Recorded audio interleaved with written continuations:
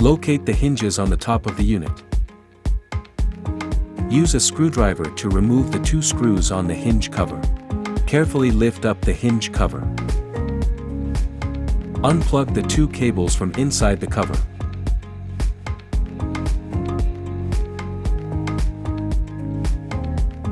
Use a screwdriver to remove the ground wire screw. The right door will not have a ground wire.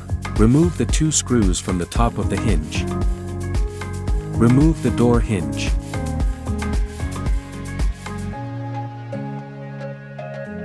Carefully remove the door.